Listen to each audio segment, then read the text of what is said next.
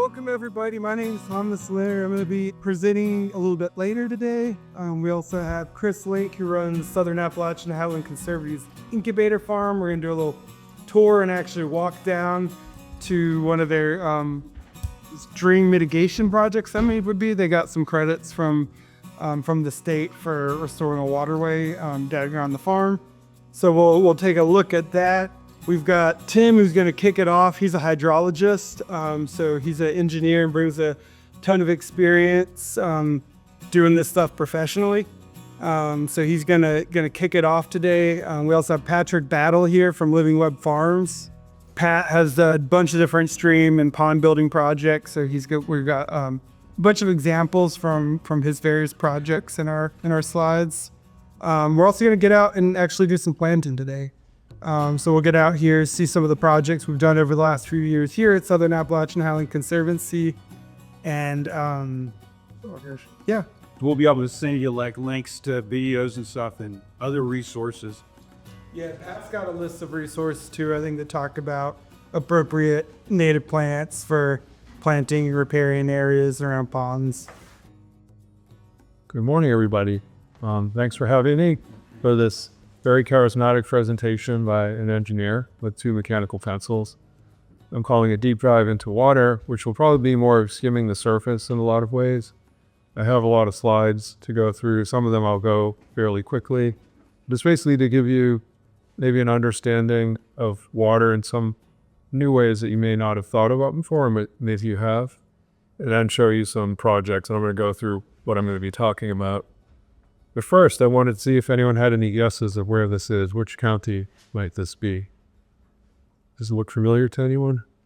If you guessed Lingbao, Henan province in China, you were right. And I had an opportunity back in September to go to China with a group of wandering Taoists. And this is a statue of Lao Tzu, who was born around 600 BC.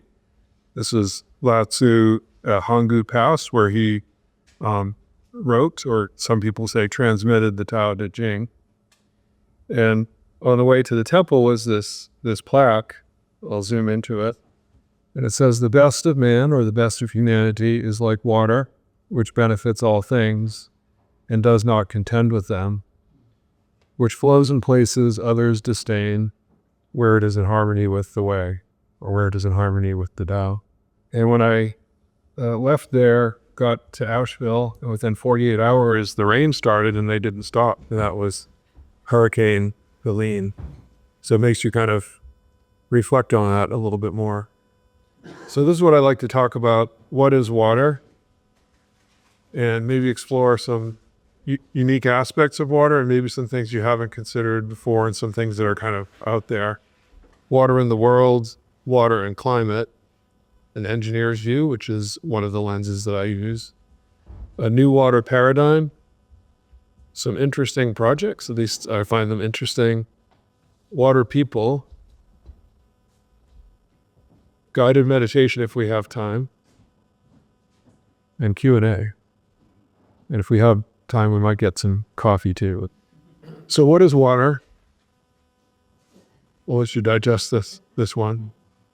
I always like to start with a quiz just to keep people awake. And so here, this is multiple choice.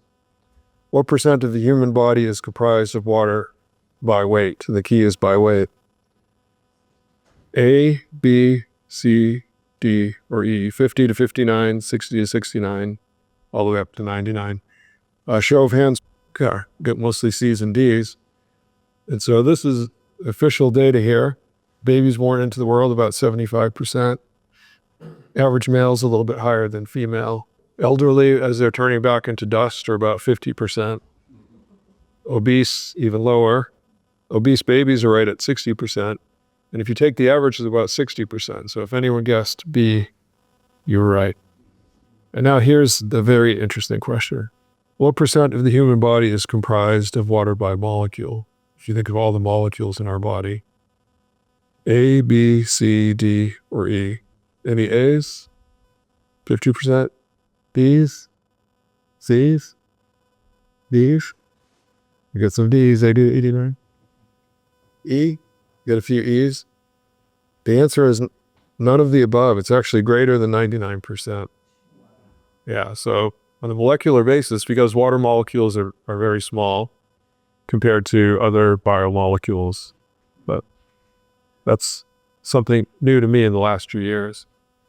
And then what is actually water? I think a lot of us had heard just the chemical definition, H2O. It's a vital substance for all known forms of life. It serves as a solvent, a medium for chemical reactions, and a transporter of nutrients and waste products. But there are a number of unique properties of water, and I'm not going to go into all of these, but things that sort of defy logic and even the current understanding in various arenas of physics have trouble explaining some aspects of water, including how clouds form and some of these other properties. So I'm presenting this just to be a little bit curious about water. Like, is it more than we really think that it could be? And there's a professor, has anyone heard of Gerald Pollack at the University of Washington? He runs the water lab. He's in his 80s now, professor emeritus. And he wrote a book called The Fourth Phase of Water and goes into the science from a chemistry perspective of what water actually exists in a fourth phase beyond solid, liquid, and vapor, and it's this liquid crystalline. So they've done some really interesting experiments, water in the biological sense, that it actually has an organization in the cells. It has an order and a structure, this liquid crystalline form. Thomas Leonard's a medical doctor, and he's done research on water and cancer and the difference between healthy cells and cancerous cells and the structure of water within these cells. And then some research about these places around the world that are considered like healing places that, I guess, parts of the Ganges River, Lourdes, and this fourth phase of water, which is also sometimes referred to as exclusion zone water, the structure of water, the content is higher in some of these places that have been known as historic healing places. And also in springs, glacial melt, deep spring water. There's this woman out of New Zealand, Veda Austin. I realize this is kind of going maybe down an esoteric track for some people, but it's still fascinating. And she's a researcher out of New Zealand who's looked at what she would call the secret intelligence of water. And I do have some short video clips, 2 to 3 minutes each, and just play some of these as food for thought. Water. What do we really know about it? Science tells us that it came to Earth from meteorites, making it an alien substance, and we're only just beginning to touch the surface of what it is capable of. My name is Veda Austin. I'm a water researcher from New Zealand, specializing in crystallography. Over the last 8 years, I've been studying water in its state of formation, the phase between liquid and ice, and have discovered something extraordinary. Water appears to intelligently respond to human consciousness. By using its building blocks of ice to design recognizable images, water can share its message or acknowledgement back to us in picture form. Have you noticed a little sailboat is appearing in the ice? Its influence was the thought of a sailboat. My first experience of this phenomenon was when I projected a thought of my hand into a petri dish of water, froze it, pulled it out, and in the architecture of the ice was a hand. I froze some seawater and an image of a fish appeared. I now have over 10,000 macroscopic photos of water responding this way. Here are a few examples that show both the influence on the right and the ice response on the left. I use many different influences, from photos, words, music, media, and thought. I've even spoken to water and got a written response. The photos you're seeing now were all taken on my iPhone. They were designed by water and crystallized in ice, not photoshopped, not altered. So what does this mean? Could the ancients and indigenous people be right? Could water really be a living entity? You may just find some answers in my latest book, The Secret Intelligence of Water. Just food for thought. I've done some experiments myself and found some pretty interesting things show up in petri dishes, and I'm not going to play this, but Luc Montagnier, Nobel Prize winning scientist, there's a documentary about him, The Memory of Water, in one of the commercials, and Victor Schauberger, some of you've probably heard of him and his work with vortices and flow forms. So that takes us to maybe more familiar territory, but I just wanted to kind of put that out there as, I've been working in the water field for over 30 years now, and I continue to be curious and fascinated by all these new learnings about water. So water of the world, we're familiar with the water cycle. This is sort of on a global basis, but also on a smaller basis. We have the hydrologic cycle that's powered by the sun and gravity, evaporation, precipitation, and then water, how it's flowing. We have different names for all of this, runoff and infiltration and evapotranspiration, etc. But this just gives an idea of how water flows in the natural hydrologic cycle. And water, the majority of it is salt water, 97.5%, only 2.5% fresh water. And when you break that down, even more, a lot of it's frozen or in underground, and then a small percentage of it is in surface water. And an even smaller portion is in living beings. So even though we're all 99% water by molecule or more, over here, living beings contain just a very small percentage of the water on Earth. That's a percentage of all. This is a breakdown, so it's actually much less than that percent.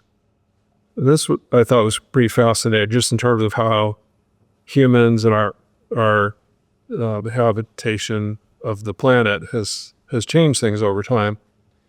By biomass, what percent of mammals on Earth are wild animals, humans, and livestock? So 1/3 each. Kind of guess in your mind. This was the answer. Of all mammalian biomass on the planet, 62% are livestock, 34% humans, and only 4%. You think of all the wild land and sea mammals, only comprise about 4% of the biomass. Brings us to water and climate. Like many of you, I was here for Helene. I'd just gotten off the plane from China, and we experienced this. Extremes of, I think many of us here in the mountains thought we were protected from. And I work in this field, so I may not have been as surprised as others, but it hit me just as much. And we're also having the other extremes of drought and wildfire. This is a graph of over the last 100 years or so, the Palmer hydrologic index. In green is wetter times, and then the red is drier times. You can see that oscillation seems to be getting stronger, a little more extreme. Over time, in the U.S., especially the eastern U.S., very heavy precipitation is going up. There are projections of water supplies, especially out west, are going to be declining, and they are declining.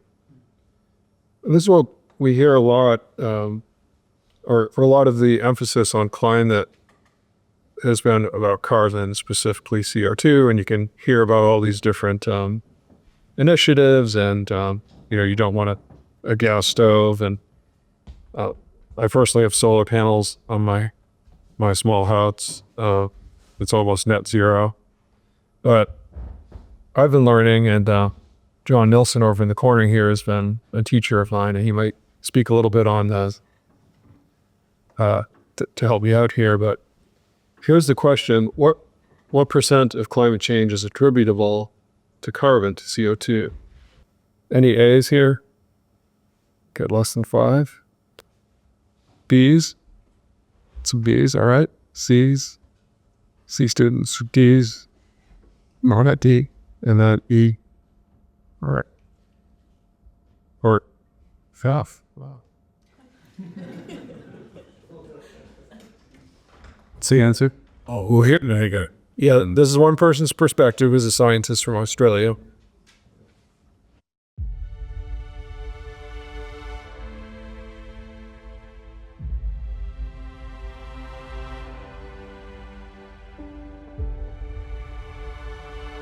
can we create functioning ecological rainforest in what is otherwise a semi-arid, dry environment. This rainforest was created not by adding more water, but by enhancing the water cycling, enhancing the retention of water in the sponge. What's critically important isn't how much rain we get, but what happens to every raindrop that we do get. Is that raindrop allowed to run off, hardened, degraded, concreted catchment and lost back out to sea? Or does every one of those raindrops infiltrate into the soil, then get used by those plants to produce more green growth, transpire up into the atmosphere, so it has a profound effect, these forests, in actually cooling the climate. It is a fundamental change in the environment. Over half of the Earth's rainfall and clouds are driven biologically by precipitation nuclei produced by vegetation.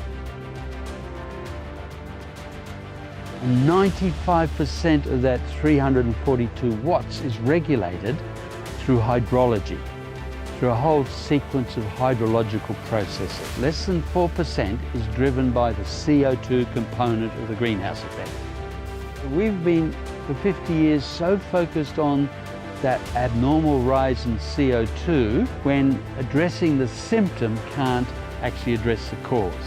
And our water, our food security, our habitat, our natural safe cooling all depends on regenerating landscapes, regreening landscapes. Through respecting, understanding and restoring, regenerating nature, we can naturally safely cool the planet. So that's one perspective. I think there is science to back up what he's saying, and you'll hear some variation in those numbers in terms of how much is related to the water cycle, that it is very significant in terms of global heat dynamics. And it's something that we can all, as we'll learn today, do something about. Engineer's perspective, I work a lot in the built environments. I've done stormwater master plans in San Francisco and Houston and Boston. And when we have humans living in large numbers in urban areas, it really interrupts the water cycle. So if you think about how water would flow in a natural forested watershed, when you have all this development and infrastructure, there's all of these twists and turns in how the natural water cycle would actually function. And so we have, in order to supply water and provide sanitation for cities, which are vital, there's all kinds of infrastructure that's needed. But in terms of impact on hydrology, if you think of this as a natural watershed, there's a lot that's infiltrating into the soil, not much is running off, and what does run off is usually pretty good water quality. This is treated by the vegetation. You put in a city, you've got a lot more runoff, less infiltration, and the quality that you have, it's picking out all kinds of contaminants. Looking at these different scenarios of development and impervious cover, basically this is just showing that as imperviousness increases, your infiltration, deep infiltration is decreasing and your runoff is increasing. And so this is having a huge impact, on the way we live and our climate, some of these extremes, looking at development over the generations, satellite images at night and electrification, you can see where humans live. And I thought this was kind of a fascinating graph of land use from 1630, which sure was an estimate back then, to 2020. And you can see natural lands, grasslands, forested areas are all decreasing, urban areas are increasing, and croplands are increasing significantly. So if you kind of study this, you see really massive changes in land use, and that also has massive change in hydrology.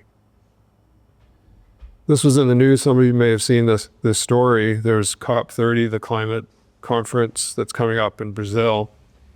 And the story, which is true, I checked a number of sources, is 8 miles of rainforest are being cut down to make a 4-lane freeway to prepare for all the gas that will be jetting into COP30 and driving on the highway. And I think there's a saying that the road to hell is paved with good intentions, and I thought that's pretty appropriate here. That brings us into the hopeful stuff. That was kind of some of the negative part, but the new and ancient water paradigm, and the reason I'm calling it an ancient, a lot of people calling this the new water paradigm, but it's basically learning from nature. So we talked about the large global water cycle. There's also the small water cycle, and that's defined as the recirculation of water within a specific area, primarily land, where water evaporates, condenses, and precipitates back onto the same land, influencing local weather patterns and ecosystems. So these small water cycles feed into the larger water cycle, and it's just a contrast of a natural versus an urbanized area. And that brings us to John's specialty, and I may call on him in a minute, but this is a concept called the soil carbon sponge.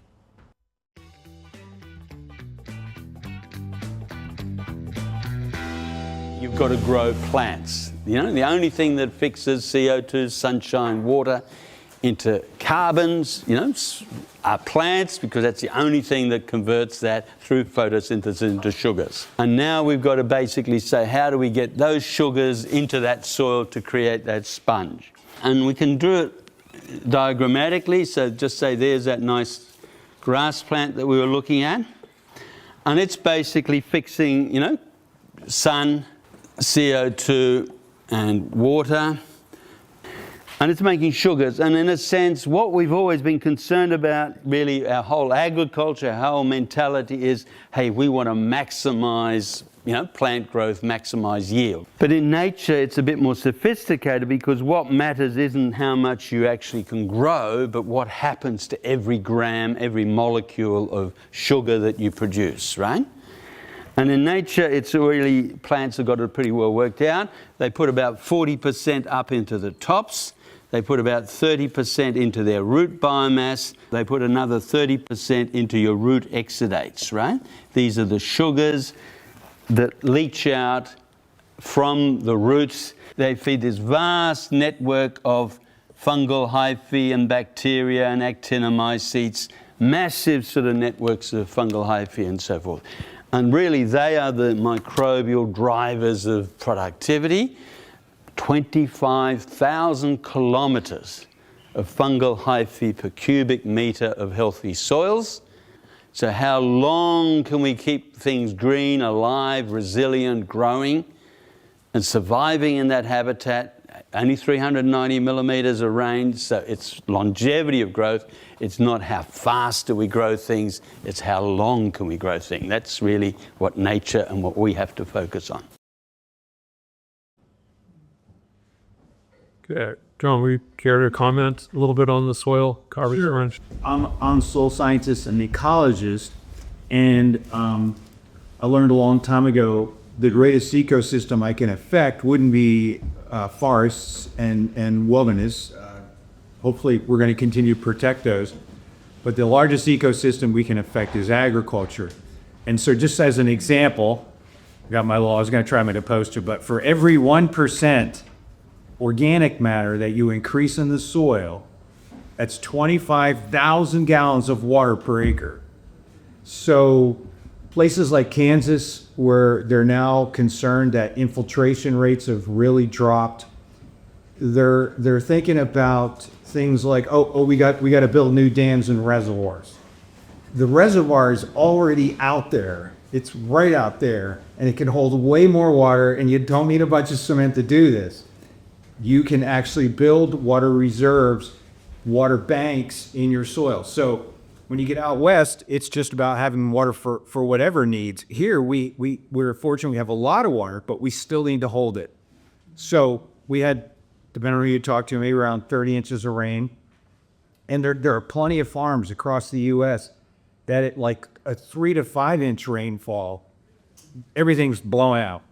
I mean, there's one farmer, I think he's in Indiana, and he was saying his neighbor's land, and it happened to him, with just like a 3-inch rain over 24 hours. Everything's flowing down the roads, dirt everywhere, and that's what he had just planted at the time too. So of course, the old way of doing things is slicing and dicing, and you got this beautiful, powdery soil, and now here comes the rain. His soil can now take 20 inches.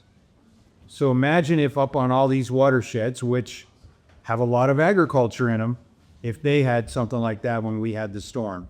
So there's plenty of ways to do this, and instead of having sophisticated CO2 capturing machines, you can have terracing, contour line plantings, and what Walter Jana is talking about there is that water is the greatest influencer on climate, and everybody's been looking at CO2 because that's what they could figure out to do something about. Because they're like, oh, we can't do anything about water. Well, we've been doing it forever because humans have been taking so much biomass off the planet. And the biomass, plants are 82% of the biomass of the planet. And humans are like 0.004 or something. But because we've taken off so much biomass, that's what's upset the balance. The balance could come back.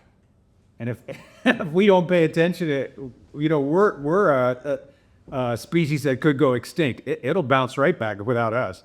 But the idea is what he's trying to tell people is that we can increase vegetation back.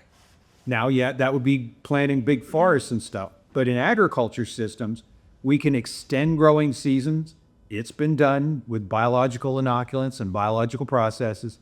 So you can extend biomass both in spaces, new spaces. There's plenty of abandoned land or marginal land that's used in agriculture that could become these humongous plant buffers holding more water. So you can increase plant productivity, season extension, and increase biomass both in spaces and time. So the more green longer of a season, the more water held, the more the climate is rebalanced. So that's my stump speech. Yeah, John's been a good friend and teacher to me in some of this area. Another concept I want to just give you, if you're not familiar with it, is the biotic pump. And this is a theory that has a lot of basis, developed by a biophysicist named Anastasia Makarieva and Viktor Gorshkov in Russia. And basically their research is showing that forests play a critical role in driving atmospheric circulation and controlling rainfall patterns by creating low pressure zones that draw in moist air from oceans. So sometimes you just hear trees in this reductionist way that they're just, they capture carbon, but that's about it. But their research is showing that forests really play a critical role in rainfall and the whole hydrologic cycle. And I have more detail here.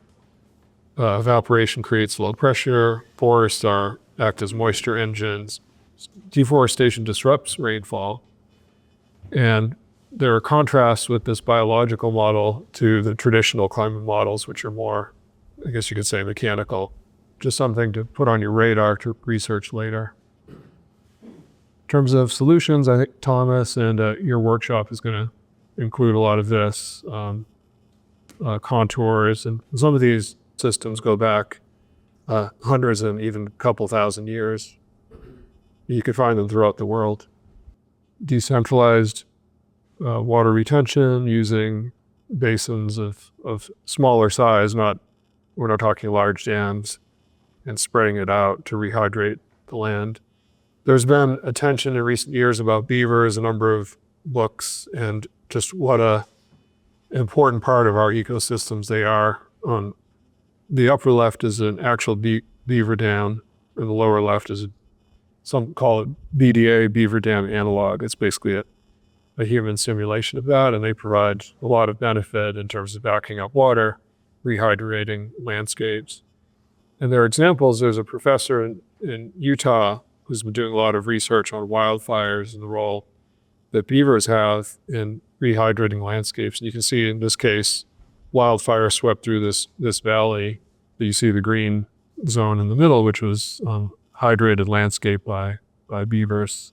In terms of do-it-yourself practices, we'll get into this a little bit more, but there's all kinds of different techniques working with earthworks in different shapes and forms, terraces, berms, swales, basins. The one on the bottom right is a rain spiral in my front yard in West Asheville. And then some interesting projects. Some of these are mine, or I worked on them, and then others are just some examples around town. This is just an example at the Arboretum. And you can see that these are all opportunities for restoring the water cycle in some way. Often they're sort of couched as a stormwater practice, but in reality, they do a lot more than just manage stormwater. This is one on a greenway in Marion, a small project I had, stormwater wetland. In Greenville, Tennessee, I worked with the Watershed Alliance in Tusculum College, the oldest college in Tennessee. And we developed this educational wetland, and to date they've had over 6,000 public school students come through their Wonders of Wetlands program. So they're great educational opportunities. This is one in Johnson City, the Sinking Creek wetland, and other lots of trails and education about the water cycle. Examples in Raleigh, Atlanta, Cambridge, Mass, Portland, and some of these are using structures, obviously, because they're more urban environments. In Seattle, and they have to warn you that you might get swept away. So, Toronto. This is a soccer field in Sweden that serves as an infiltration basin. This is one of their other practices. I think the group ABBA had something to do with this. I'm not sure. But this one's in Singapore. So you can see some of these really ultra-urban examples. And then Harbin, China. And, my impression, I hadn't been to China until last year. And boy, it's massive development, massive land use changes. And so some of these are afterthoughts, but I think every little bit can help. An example in New Zealand, just showing sort of the public art value. They did this into a riser outlet, but the cage is sort of a piece of art. Here's one of my projects that's in construction right now, if you've ever been to the AB Tech campus, and this is off of Fernahurst Drive. And we found a parking lot that is close to an acre of asphalt that wasn't being used, and it was in bad condition, and worked with Riverlink to transform this. And I'll just show you a couple of slides. This is the campus of AB Tech in yellow. And the project is where that yellow blob, these are just blobs of different colors, but they actually have significance. And this is a digital elevation model, so we're looking at topography in a detailed way.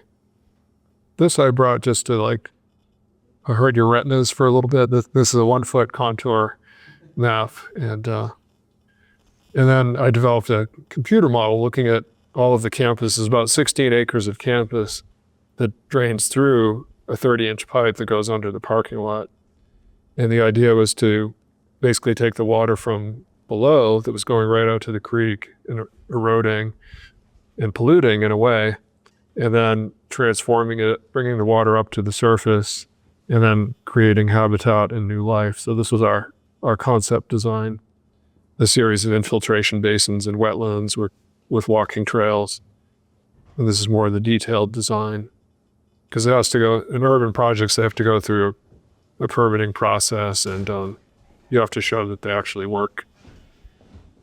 And it's in construction right now. And so it looks kind of muddy, but ultimately this will be planted with all kinds of native vegetation. It's going to become a living laboratory an outdoor classroom for the college. So Riverlink is a nonprofit, and I got to be the engineer for that. So another one, has anyone ever been to Lake Susan in Montreat, just near Black Mountain? Yeah, it used to be a pristine little lake, and that town, as many, got really hammered by Helene, and over 20,000 cubic yards of sediment ended up in the lake. So it was in rough shape. There was damage all around, and I got to work on a project basically to rehabilitate it. It was dredging, but one of the things that we did is we used some of this material to create a new wetland shelf along the shore. And just, this is what it was looking like in the dredging processes. All the fish had basically been displaced. There were hellbenders downstream that also were damaged by the storm. But the lake, all the dredging and the wetland shelf has been completed. It just needs to be planted now. And this is what it's looking like now. It's restored, but even better than it was in some ways. All right. More projects. Is anyone getting project overload, or is this? We'll keep going. These are just examples, and think of it like you're listening to music in a way, and these might give you ideas of what you could do on your property. These are some different techniques. Some of them require a little more effort, and some of them are simple. But it's good to just kind of know the menu and toolbox that you have available. So this is a storm. We call it a stormwater demonstration project at the town hall in Mars Hill. And for those of you who don't know where Mars Hill is, it's about 20 miles north of Asheville.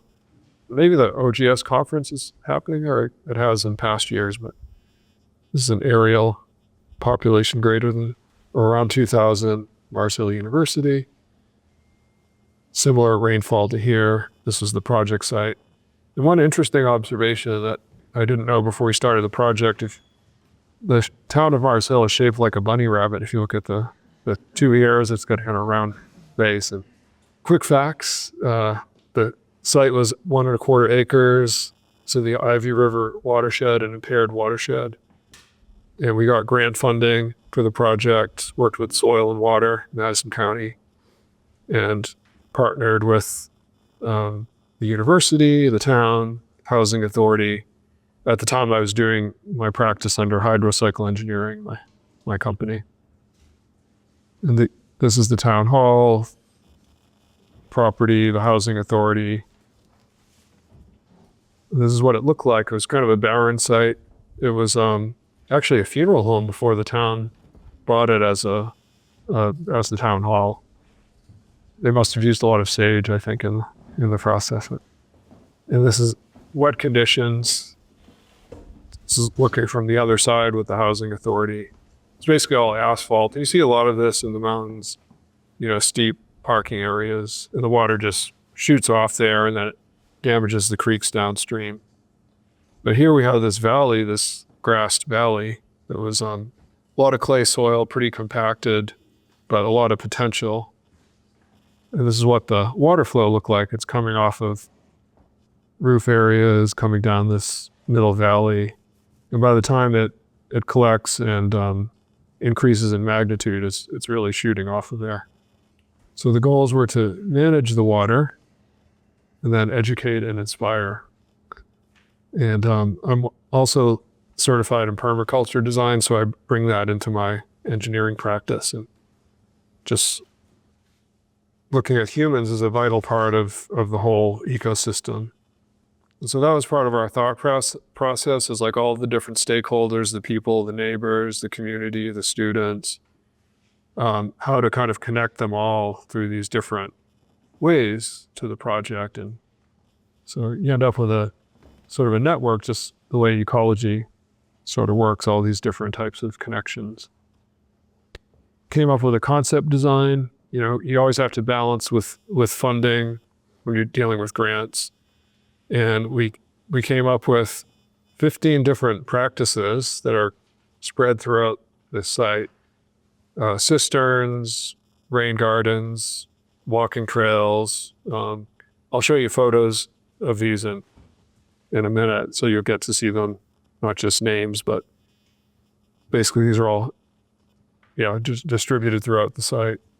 So we had rain barrels and cisterns, and the cisterns are underground cisterns in this case.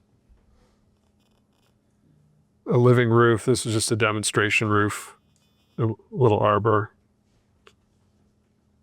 And swales, lots of vegetated swales. Because the velocities are high, we did use a matting. And bioretention in rain gardens. Bioretention is just maybe more of an engineered rain garden, and they often will have an under-drain layer. And this is what they look like as they start coming alive and planted. Stormwater wetlands, we had two different kinds, a gravel wetland and then a traditional wetland with a clay liner, just using the native clay. And this is what they're looking like when they come alive.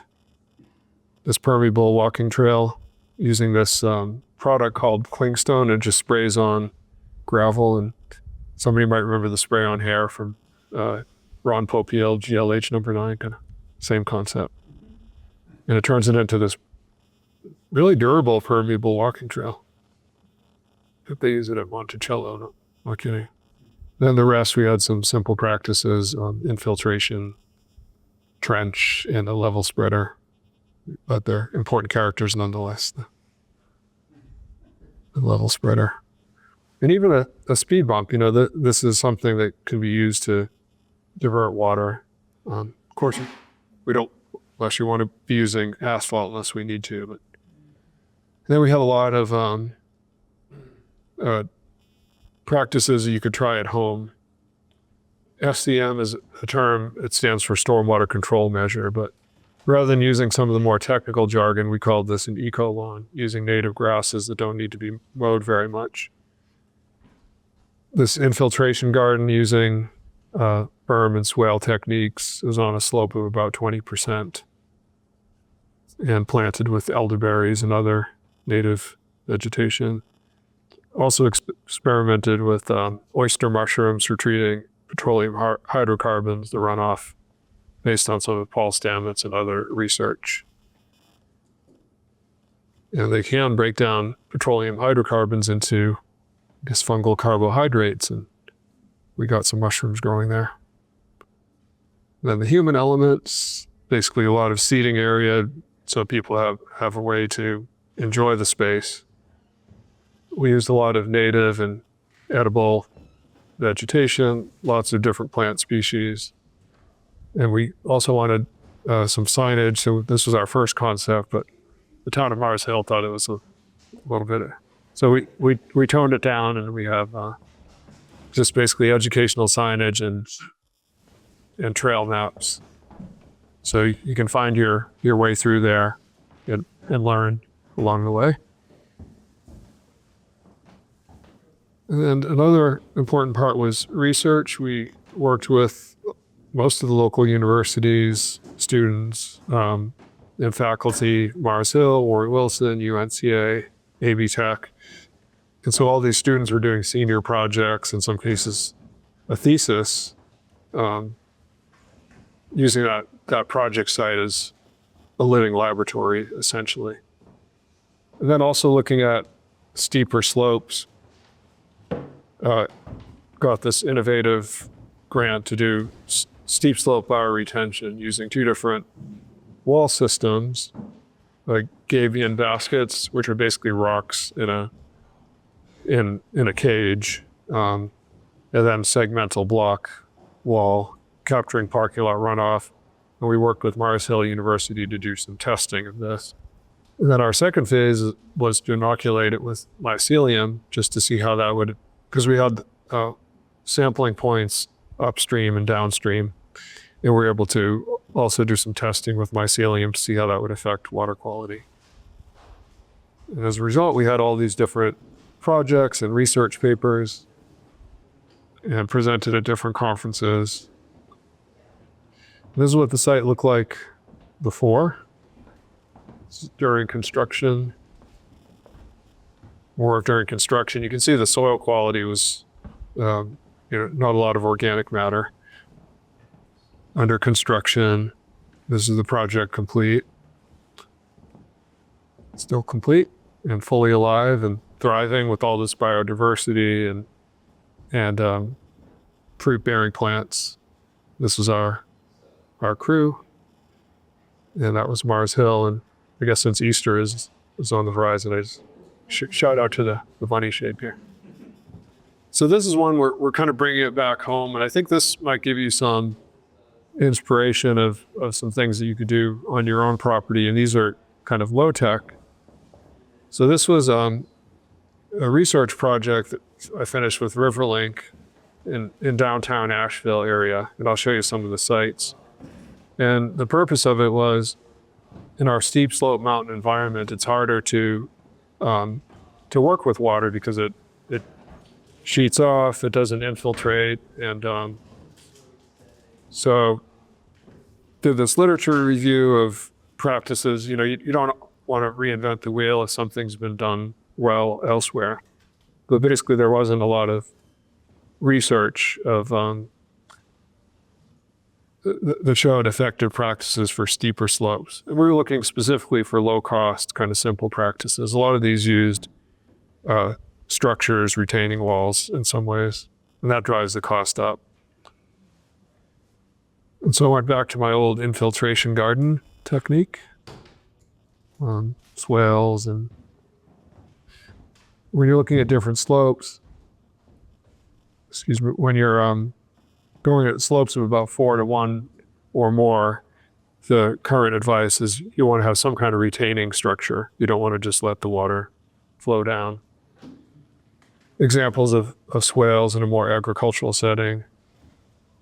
And this just showing a cross-section of where you can do the plantings. You can plant on the berms, you can plant in the swales themselves, depending on what your goals are. And so for our project, these were the 6 sites. These are all around downtown Asheville, in a watershed called the Central Asheville Watershed. And I'm just going to show you these different sites before. So what we did is we reached out, we did GIS and mapping analysis. We sent out mailers, and we ended up with 60 different residents that were interested in doing some research on their front yards, basically. And we had a ranking process, and these were the top 6 sites. So a lot of them were kind of older bungalows built in the 20s, some a little bit later, small lots, and some steep. Another one on Congress Street. And we looked at the slopes because we were looking for slopes of at least 20% or around 20%. I should say at least 15%. This is another one on MLK. This one on Grove Street, South French Broad. And another one. This one, it was a steeper site that had terraces. And so we came up with designs. I'm not going to go through all of this, but basically when we're doing these designs, we're looking at how much runoff is coming off of the roof and then what size you want to make your storage practice.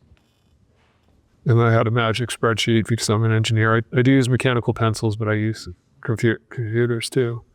And this helped me to kind of balance it in the design. Then we came up with our 2 concept designs. We wanted something that was reproducible. So the first one is a swale design, and the second one is a basin design. And you'll get to see these in practice in a minute. These are just different cross sections and plan views. And this is the roof area, so we had to kind of study and analyze the roofs of which downspouts we wanted to disconnect in this balancing act of how much storage to build in the front yard versus how much roof area is going to be running off. And of course, most people don't want like a huge pit in their front yard. So we have to balance all those different goals. And this is construction. There were a total of 8 basins and 4 swales on 6 sites. The soil was mechanically fluffed, so the contractor was just kind of digging with his bucket. These you could build by hand as well, but just to expedite it, we used an excavator. We used compacted earth berms, and in our case, just so because we were monitoring them, we used PVC riser pipes, or you could just use a swale or an earthen spillway. We had all these plug plants. And for all 6 sites with all those basins, total budget was $22,000, which is pretty good. And I'll show you like what they look like before and after. This one came with a beautiful stone wall. Actually, the property owner has stone skills and he built that. This is another one. This one here was a corner lot, and so we did this wraparound swale system. We're trademarking that. No, just kidding. And this was a 3-basin system on MLK, 2-basin system. And there was analysis that went into this in terms of sizing them. And the one that had the terraces, it became logistically and cost-wise not effective to do work with the terraces, so we did a gently sloping one in the yard. We had this application that uses LiDAR, so we could quantify the volumes of each of these. So this is just showing the surface. We had these planting plans with 3-season interest using a lot of native plants and edible plants. Educational signage with QR codes, so any passersby can go and link to the website and find out more. And then monitoring was a big part of it, a 2-year monitoring period, engaging the residents and with rain gauges and smartphone apps. And we used these low-cost vortex meters, but it turned out they were not capturing the low flows. So we had to switch for something else called a positive displacement meter. They were fairly inexpensive, less than $50 each. This is a smartphone app. Just what we all need is one more app for our phones. So it didn't get as used as we were hoping. And here's one of the basins in action during a storm.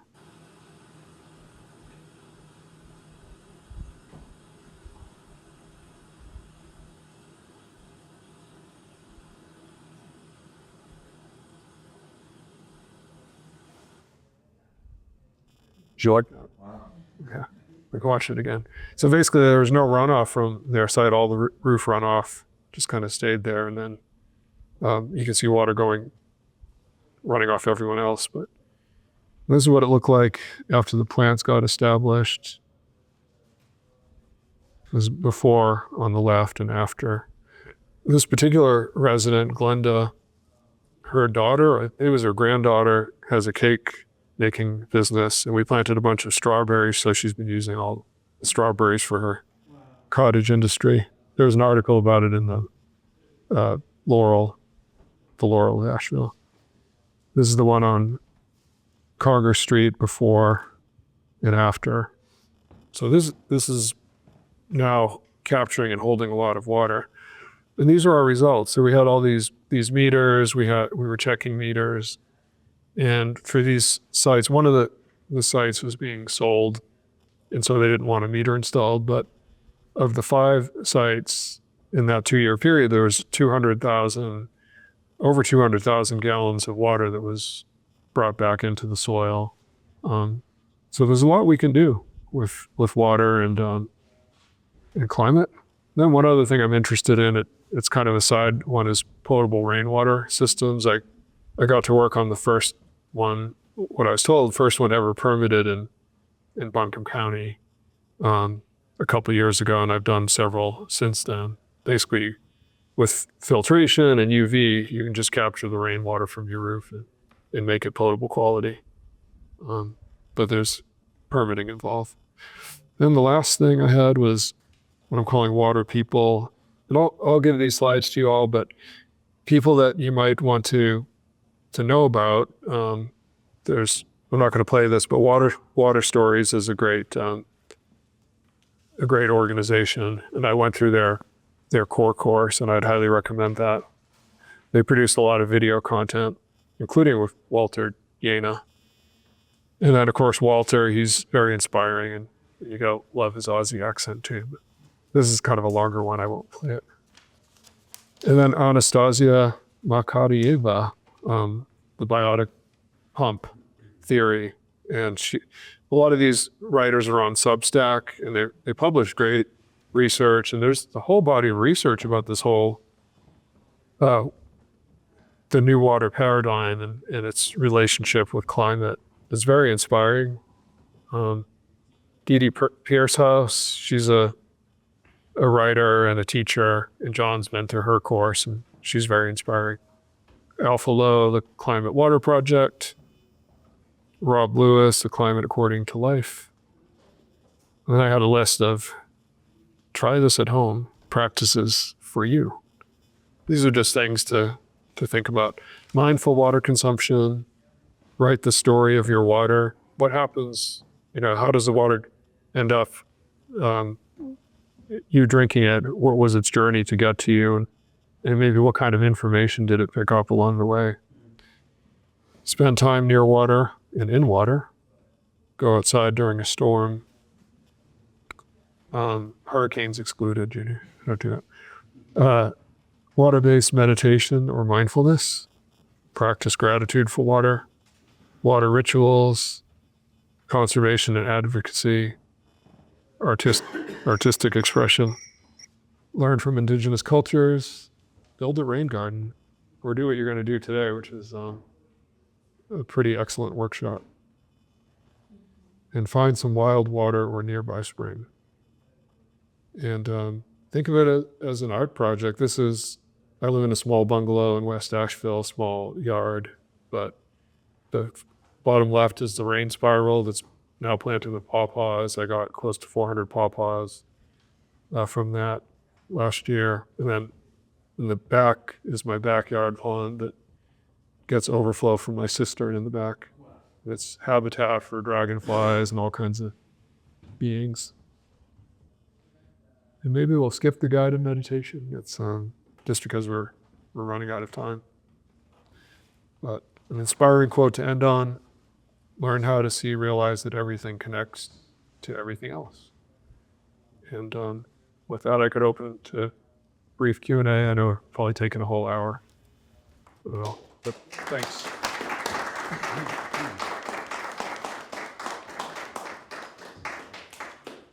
I'd like to ask you about that. That's my backyard, yeah.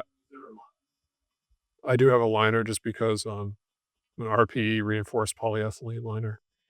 And the reason for that, I could have it as an infiltration device, but I really wanted to create habitat for frogs.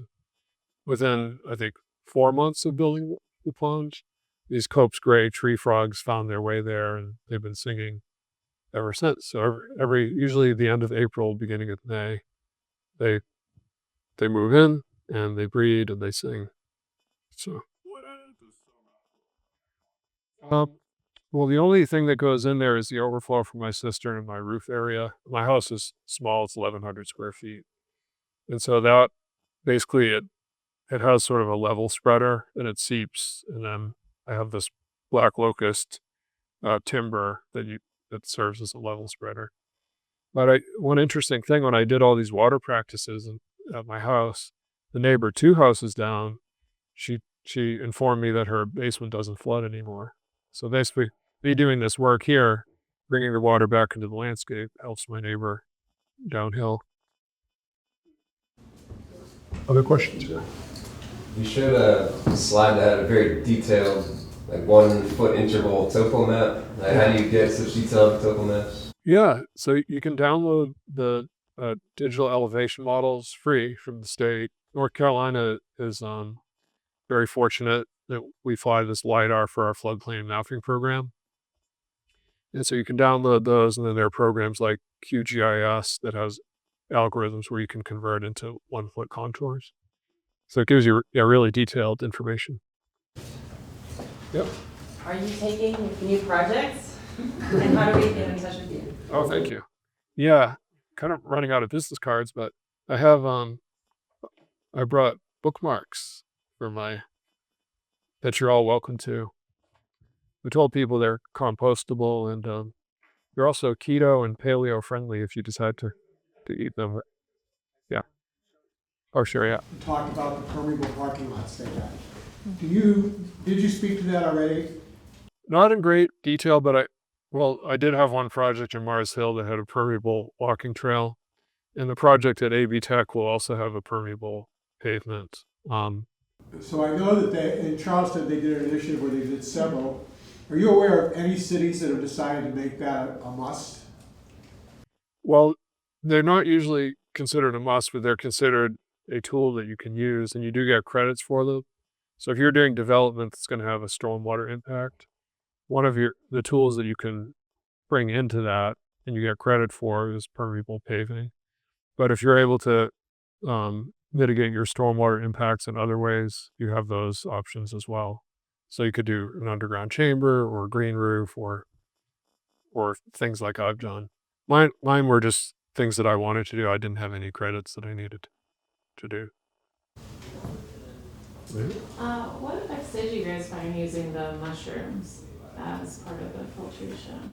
What kind of mushrooms did you say? Or just like, what did you find using the mushrooms? Oh, okay. So I did two stormwater mycelium projects. One was an agricultural setting that was monitored, and then I didn't show you that one. And then this one at the parking lot. This one was a little more of a demonstration. We didn't do detailed monitoring of it, but we did show that we had a lot of breakdown. They were inoculated with oyster. I'm trying to remember what kind of oyster mushrooms. But the wood chips broke down very quickly, and so did the burlap bags. That was kind of one downside, is they break down very quickly. I do have research reports for both of the other project, and I'm happy to share that too. As an adjunct to that, John Todd at one of our workshops described how he was using his living machine, kind of floating islands filled with all kinds of oyster mushroom and other wood-eating mushroom substrate, and then he inoculated them actually with waste from various growers because he needed a lot of it. And he was doing it to get oil spill out of the canal. And when they were done, when they had to redo that waste, they just threw it on the bank. And when Sandy hit, all the rest of the banks where they hadn't thrown that were washed away and eroded. But where that stuff was, the remaining residue had armored the banks to the point where they didn't wash away. Wow. I think that's a question of volume. You were using a little bit of wood chips, whereas they had a lot of volume. It wasn't a big area. It was just a lesson that if you had enough volume, that mycelia is actually incredibly strong. Yeah, no, that's true. Yeah, for mushrooms you need a food supply if they're going to keep growing. Wood chips, they'll break down pretty quickly. So, any others? Yeah. Is there a simple equation for calculating volume? I heard in the metric system, I don't know if it's true, but if it's 1 millimeter of rain on 1 square meter of area, it produces 1 liter of water. Is there one in the standard measurement? Yeah, in English units, the rule of thumb is 1,000 square feet of roof, 1 inch of rain will give you 600 gallons. You could do those conversions with ChatGPT or something, but 1,000 square foot roof, 1 inch of rain will give you about 600 gallons of water. But I have 2 tanks on my house.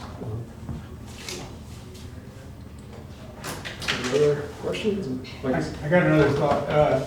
So you have this great chart, and I think that would be a really good one to send to everybody. I took a picture of it because, what his stuff is showing is in a lot of these, 100% of the water is captured. So you just think about how much a roof is, and multiply all the roofs of Asheville, and how it all hits the street, and how it all goes, and suddenly now the roofs aren't doing that anymore because your land is holding 100% of the water.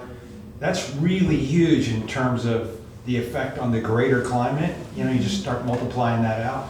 And then of course in agriculture we can do the same thing. Instead of a tight cut hay pasture, it could just at least be terraced so that more water is held when you get the big rain events. And that's to me what it's all about. We've got to hold the water.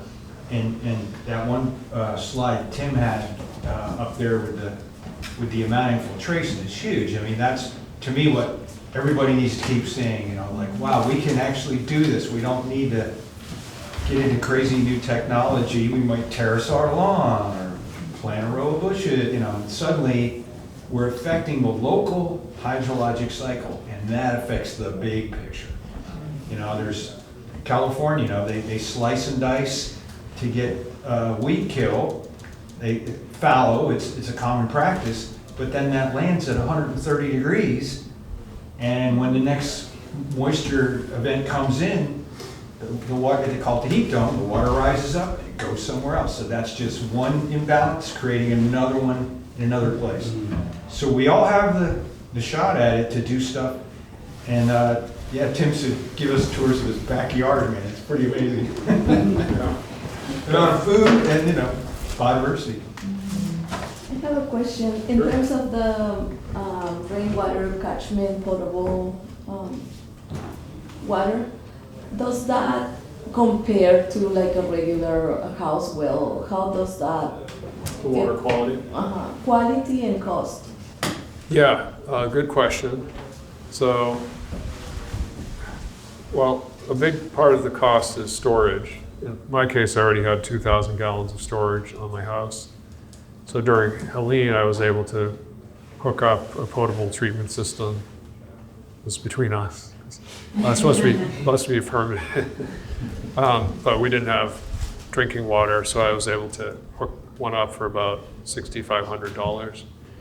But I've done projects. There was one, the first one ever permitted in Buncombe County was close to Candler. And this young guy, he moved from Hawaii, he bought a lot. And it turns out his neighbors didn't want him to develop it. He was just building an 800 square foot house. And so they prevented him from accessing city water, and he couldn't drill a well. So the only thing he was left with was potable rainwater. Reached out to me and a contractor, and I worked with the county to get it permitted.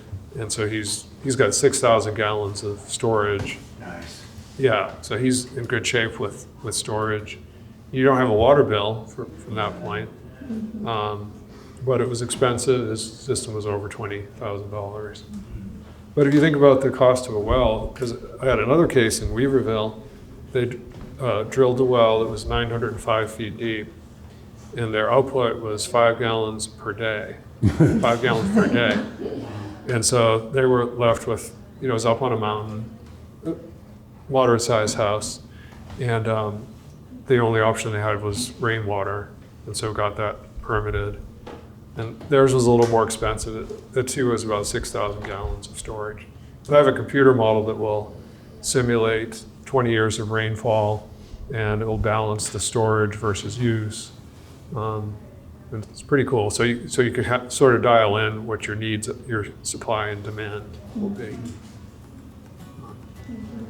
Sure. Yeah. Okay. Yeah. Thanks for the opportunity. Appreciate it. Thank you. Good job.